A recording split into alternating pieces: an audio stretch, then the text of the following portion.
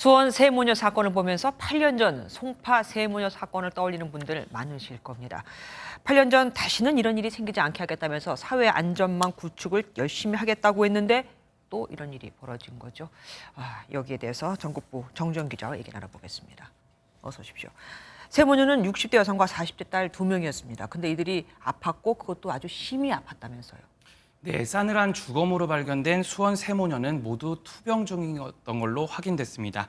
일상생활이 어려울 정도로 병세가 무척 심했던 걸로 알려졌는데요. 네. 60대 어머니는 암 치료 중이었고요. 그 40대 두 딸 역시 희귀 난치병 등을 앓았던 걸로 전해졌습니다. 그러면 의료비가 당연히 만만치 않을 거 아닙니까? 그런데 건강보험료를 제때 못 냈다는 얘기가 들려요. 네, 세모녀는 건강보험료를 16개월 동안 내지 못한 걸로 파악됐습니다. 네.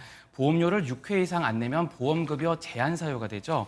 이후 체납보험료를 내라는 보험급여 사전 제한 통지서가 발송되고 그래도 안 내면 건강보험 급여가 제한됩니다. 네. 쉽게 말해 보통 병원 진료를 받고 10,000원 낼 걸 2,000원만 내면 되는데 그 보험료를 못 냈으니 의료비를 전액 부담해야 하는 그런 상황이 한동안 이어진 걸로 보입니다. 결국 눈덩이처럼 불어난 병원비가 상당히 부담됐을 것으로 추정됩니다.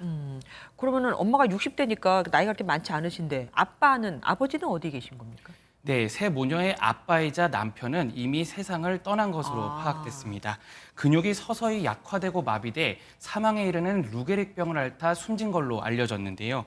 오래전 사업 실패 이후 집을 나갔다는 이야기도 주변에서 들을 수 있었습니다. 네. 그 제대로 된 수입은 없고 빚 독촉에 시달리면서 극단적인 상황에 내몰렸을 것이란 추정이 가능합니다.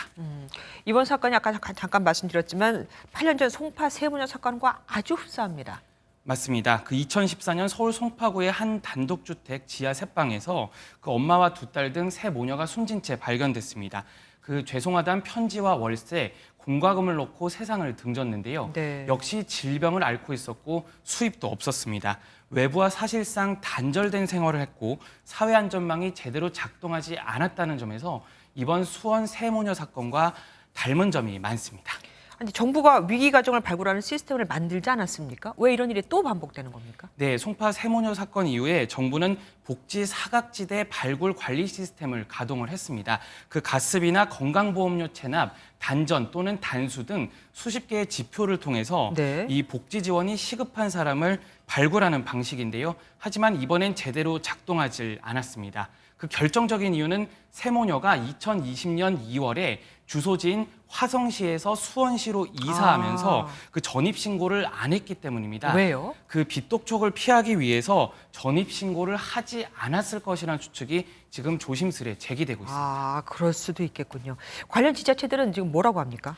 네, 주민등록상 주소지가 있는 화성시는 그 공무원들이 현장에 나갔을 땐 세모녀가 이미 살고 있지 않았고 전화 연락도 닿지 않았다는 입장이고요.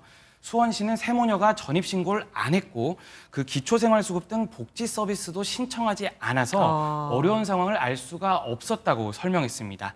그 저희 취재 과정에서 한 시청 관계자가 노력은 진짜 많이 하지만 여전히 복지 사각지대가 많이 남아있다 이렇게 털어놨는데요. 사회 안전망을 지금보다 좀 더 촘촘하게 짜야 한다는 말이기도 합니다. 지금까지 전국부 정주영 기자와 함께했습니다. 고맙습니다.